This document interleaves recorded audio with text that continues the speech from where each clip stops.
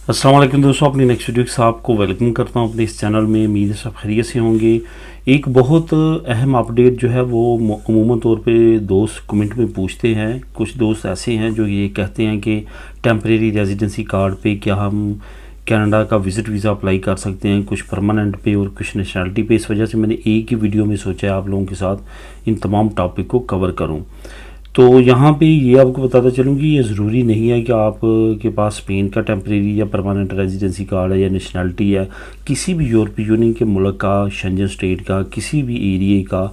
लेकिन शर्त यही है कि यूरोपीय यूनियन का हो, तो फिर आप पे ये जो तमाम मालूमात आपको मैं दूंगा ये लागू होंगी। उसकी क्या वजह है कि तकरीबन तमाम यूरोपीय यूनियन के ममालिक जो हैं और जो शेंजन स्टेट्स हैं उनके लिए कनाडा का एक जैसा रूल है, वो तमाम पे लागू होता है। और इसी कानून के तहत आपने चलना है और इसी के मुताबिक आप टेम्परेरी रेजिडेंसी होल्डर हैं, परमानेंट रेजिडेंसी होल्डर है या नेशनलिटी होल्डर है, तो आप ये तमाम कनाडा के कानून लागू होंगे।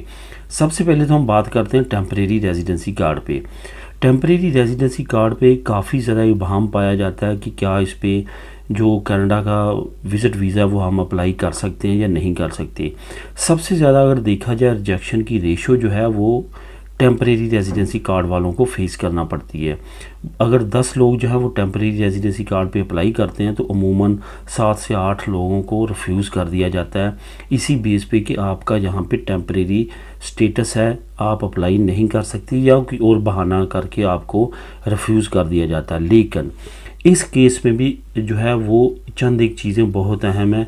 अगर आप वो करते हैं तो आपके वीज़े के चांसेस बढ़ जाते हैं। जो देखा गया है जिन लोगों के लगे हैं उसकी क्या वजह है, उसकी वजह यह है कि ऐसे टेम्परेरी रेजिडेंसी कार्ड होल्डर जिनके पास कोई ना कोई इनविटेशन था कनाडा से, उनकी किसी फैमिली का, उनके किसी दोस्त का, ख़ास तौर पे किसी बर्थडे के बारे में, मैरिज के बारे में, कोई तीमारदारी के बारे में, वहाँ पे कोई बीमार है, इस बेस पे अगर आप इनविटेशन मंगवा के अप्लाई करते हैं, फिर बेशक आपके पास टेम्परेरी रेजिडेंसी कार्ड भी है, तो आपके चांसेस बहुत ज़्यादा बढ़ जाते हैं। और बहुत ज़्यादा लोगों के इस बेस पे टेम्परेरी रेजिडेंसी कार्ड पे भी वीज़े लगे हैं।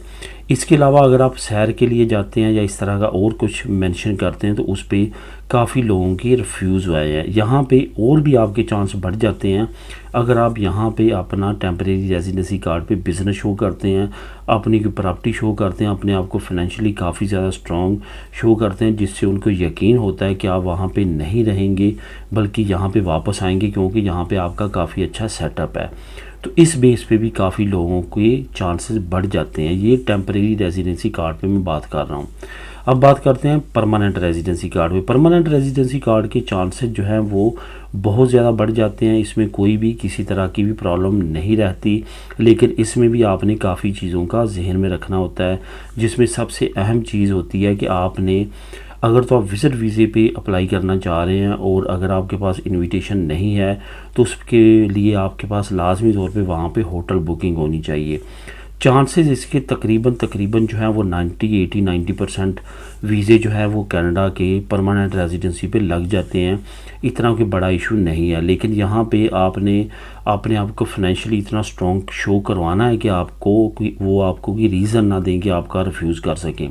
यहाँ पे फाइनेंशियली शो करवाने से क्या मुराद है, आपने अगर तो जॉब करते हैं तो आपकी जो सैलरी है वो आपके बैंक अकाउंट में आनी चाहिए, वो इतना लेवल की होनी चाहिए कि वो उनको पता चले कि आप अपने मंथली एक्सपेंसेस काफ़ी अच्छे तरीके के साथ बेयर कर रहे हैं। यहाँ पे जो दूसरी अहम चीज़ है वो यह है कि अगर आपके नाम की प्रॉपर्टी है यूरोप के जिस मुल्क से भी आपकी परमानेंट रेजिडेंसी है वहाँ पे, या आपका घर का कोई कॉन्ट्रैक्ट आपके नाम है, शॉप का कॉन्ट्रैक्ट है, बिज़नेस है, कि लाजमी तौर पर तमाम डॉक्यूमेंट आपने शो करवाएं। ये आपके पॉजिटिव जाएंगे क्योंकि इससे उनको यकीन होगा कि आपका यहाँ पे काफ़ी अच्छा सेटअप है, आप वहाँ पे नहीं रुकेंगे बल्कि वापस आएंगे। ये याद रखें कि 99% रीज़न जो लगती है रिफ्यूज़ल की वो यही लगती है, अगर कि उनको जवाज़ ना मिले यही लगाते हैं कि हमें शक है कि आप वापस नहीं आएंगे। सिर्फ इस स्टेटमेंट में भी आपको रिफ्यूज़ कर सकते हैं। इस वजह से आपने उसी तरह से प्रिपरेशन करनी है जिस तरह से आपको मैं बता रहा हूँ कि अपने आप को फाइनेंशियली काफ़ी ज़्यादा स्ट्रॉन्ग शो करवाएंगे तो फिर कोई भी किसी तरह का मसला नहीं बनेगा। इसके बाद आपने जो होटल बुकिंग करवानी है वो अगर आप कोई रिलेटिव से इनविटेशन वगैरह मंगवाते हैं वो लाजमी तौर पे करें। फिर आपको होटल बुकिंग की ज़रूरत नहीं पड़ेगी, वो इन्विटेशन की बेस पे आप ये कह सकते हैं कि वहाँ पे आप अपने रिलेटिव के पास ठहरेंगे।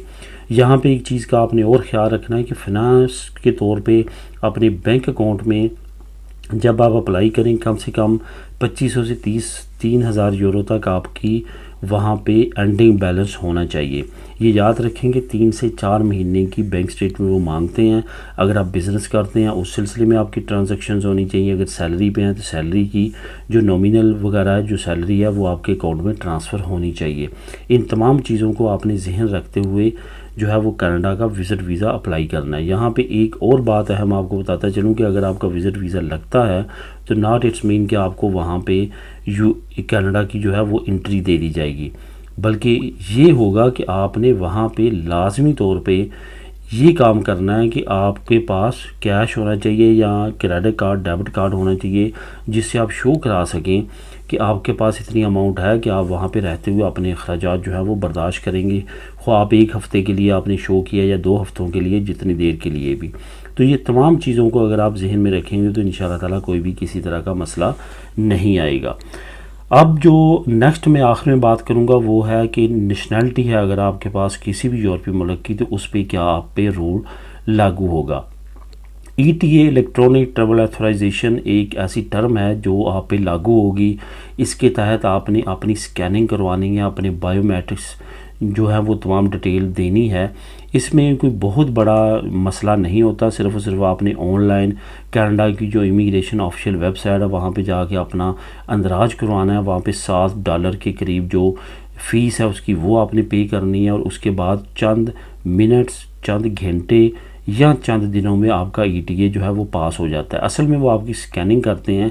ये बंदा किसी हमारे अदारे को या इंटरनेशनल इंटरपोल पुलिस जो है उसको मतलूब तो नहीं है। अगर इस तरह का कोई मसला हो तो वो आपको रिजेक्ट कर देते हैं, आपको ETA नहीं देते। अगर आपका बिल्कुल क्लीन है, बिल्कुल साफ़ है, तो चंद मिनट में या चंद घंटों में आपका ETA पास हो जाता है और आपको परमिशन मिल जाती है। ये 5 साल के लिए आपको इशू किया जाता है। 5 साल के बाद आपने दोबारा इसी तरह से रिन्यू करवाना होता है और कोई भी किसी तरह का मसला नहीं होता। लेकिन ये याद रखें, ये जो विज़िट आप करते हैं किसी भी यूरोपियन पासपोर्ट पे, नेशनैलिटी पे, ये वहाँ पे आप 6 महीने से ज़्यादा स्टे नहीं कर सकते। उसके दौरान आप काम भी नहीं कर सकते। ये सिर्फ़ और सिर्फ विज़िट के लिए होता है, वहाँ पे सैर व तफरीह के लिए होता है, वहाँ पे काम के लिए नहीं होता। अगर आप वहाँ पे काम करना चाहते हैं तो इसको आपको कन्वर्ट करवाना पड़ेगा वर्क परमिट में। उस सूरत में आप वहाँ पे काम कर सकते हैं। अदरवाइज़ अगर आप वहाँ पे काम करते हुए पकड़े जाते हैं तो हो सकता है कि आपको ताहयात या चंद साल के लिए पाबंदी लगा दें कि आप कनाडा इंटर नहीं हो सकते। तो इन तमाम चीज़ों का आपने जहन में रखना। यहाँ पे एक और अहम बात आपको बताता चलूँ, जितनी इंग्लिश कंट्रीज़ हैं जिसमें आयरलैंड है, UK है, ऑस्ट्रेलिया है, न्यूजीलैंड है, अमेरिका है, कनाडा है, इन ममालिक का आपस में मुआहदा है। ये एक दूसरे के साथ तमाम डाटा शेयर करते हैं, जिन जिन लोगों के वीज़े लगे हैं, जिन जिन लोगों के रिफ्यूज़ हुए हैं और जिन जिन लोगों ने सफ़र किया है इन तमाम ममालिक में, ये आपस में अपना डाटा शेयर करते हैं वीज़ा से रिलेटेड और ट्रैवलर से रिलेटेड। इस वजह से आपने इन तमाम ममालिक में सफ़र करते हुए कभी भी जो है वो मिसलीडिंग मवाद इस्तेमाल नहीं करना, जिसमें आप एक मुल्क में कुछ और इन्फॉर्मेशन दे रहे हैं, दूसरे में कुछ और दे रहे हैं, आप पकड़े जाएंगे और आपको प्रॉब्लम हो सकती है। ये काफ़ी अहम बात है जो आपने लाजमी तौर पे आपने जहन में रखनी है। तो दोस्तों ये थी आज की अहम अपडेट इससे रिलेटेड, क्योंकि काफ़ी दोस्तों के इसके बारे में कमेंट आए थे जो मैंने कोशिश की है एक ही वीडियो में कवर करने की।